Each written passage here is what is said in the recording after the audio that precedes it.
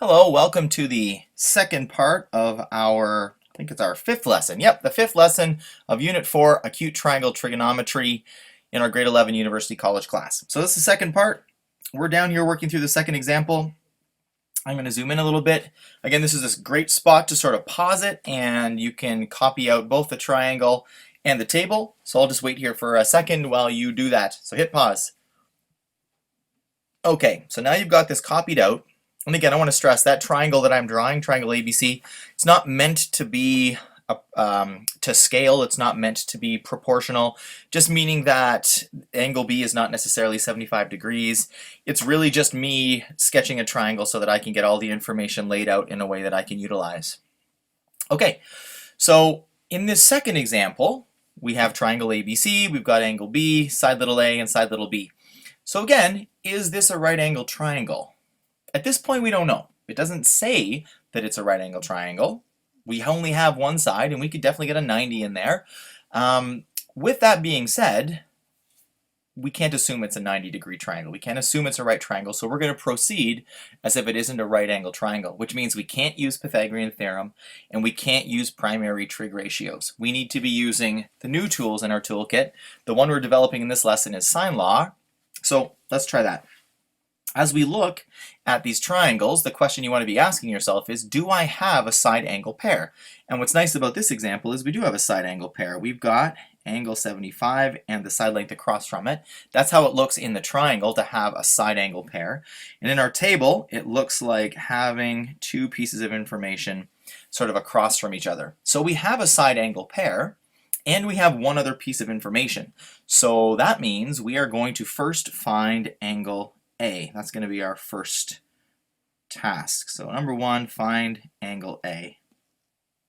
And we are going to be using the sine law again. So let's set ourselves up a sine law. So we'll do sine of A over little a equals sine of B over little b.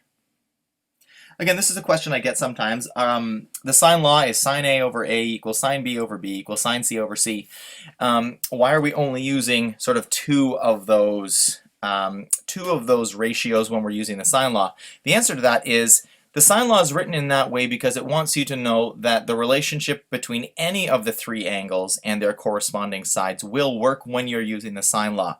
We are only ever going to be using two of them at a time, however, because when we get those three pieces of information, that combination of angles and sides, we're only going to need three to then get the fourth. So that's just an explanation as to, although we write it out in this three ratio form, we're only ever going to be using two of them at the same time, and any two of them will work together. Okay, so let's do some filling in now. So we've got the sine of angle A. So that's the thing we don't know. So we're going to keep the sine of angle A over side little a, which is 8.3, equals the sine of 75 degrees over side little b, which was 10.4, I think. Okay. Our variable this time is in the numerator in our first ratio. It's also having two things done to it at the moment. It's being divided by 8.3, and it's having the sine taken of it. So unlike finding a side length, this time we need to undo two operations. So let's start by doing the algebra to isolate A as best we can. So as we cross multiply, we end up with 10.4 times the sine of angle A equals 8.3 times the sine of 75 degrees. So there's angle A hanging out. It still has two things happening to it. The first thing that we are going to undo is multiply by 10.4 by dividing both sides by 10.4. And now we're left with sine of A equals 8.3 times sine 75 degrees all over 10.4. Okay, so how do we undo taking the sine of something? Well, if you think back to the lessons that we were doing when we were working with right angle triangles and trying to find an angle, we're going to be using that same button. The way that you undo the sine of something is the inverse sine, which looks like sine -1, which is a sort of a mathy way of saying the inverse of sine. Now, where is that button? if you've forgotten, that button is usually the shift or second function of the actual sine button. So if you look at your calculator, it should be hanging around up there. It should look like just like that, like sine -1. So we want to take the sine inverse of this whole mess right here. The sine -1 of 8.3 times sine 75 degrees all over 10.4. Now again, you'll notice, and I keep stressing this, I have not done any calculations yet. I am just using algebra to get this going. At this point now, this is my last calculation, I'm going to do this all in one step. So it's a little bit tricky, depending on how comfortable you are with your calculator. On my calculator, I can actually type in this number first. So I'm going to type in 8.3 times the sine of 75 degrees equals, divided by 10.4 equals, comes out to 0.77088311, etc. And now I'm going to do shift sine for the sine -1, and that's going to equal 50 degrees. It's 50.4, but we're going to round to the nearest degree. That's 50 degrees. Now some calculators, you can actually type in sine -1, open a bracket, 8.3 times sine 75 degrees divided by 10.4, close bracket, equals, and that will work. Depends on your calculator and your level of comfort with the calculator, but you should be arriving at, again, what was 50.4332578, etc. We're rounding that to 50 degrees. And we're going to put that in our table.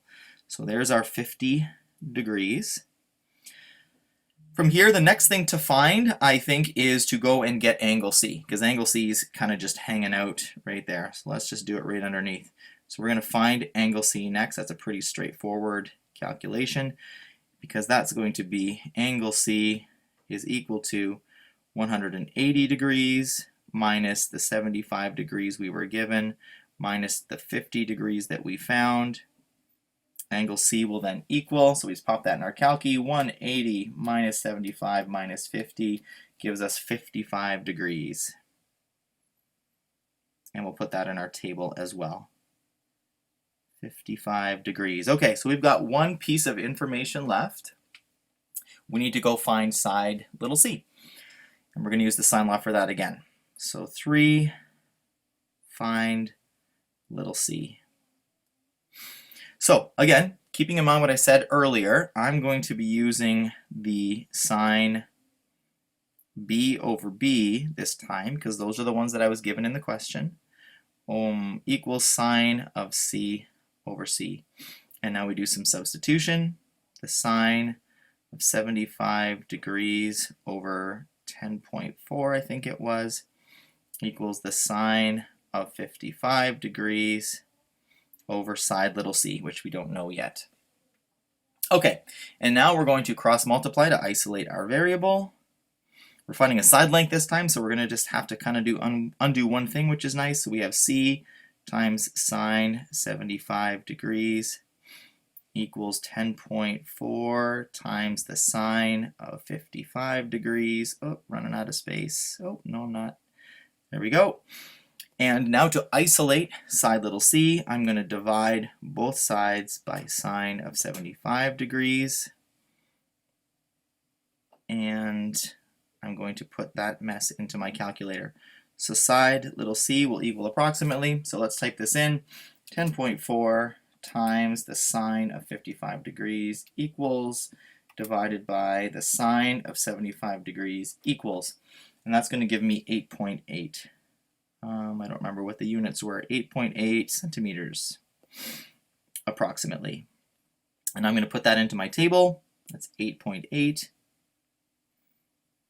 And let's just tidy up my highlighting here. And now we're finished. Let's do a quick dummy check just to make sure we didn't do anything ridiculous. So what is our largest side? 10.4. Is it across from my largest angle? Yes, it is. And what is my smallest side? 8.3. Is it across from my smallest angle? It is. So my dummy check checks out. I didn't do anything foolish. So there is our introduction to the sine law. Hopefully this works for you and you're not having any trouble with your calculator. If you are having calculator troubles, by all means drop me an email. Let me know how I can help out figure out what's going on in your calculator. Otherwise, there's a little bit of homework hanging out here at the bottom. Give that a try, see how you do. Again, practice makes perfect. Practice makes it all better. So keep practicing, and I'll see you in lesson number 6.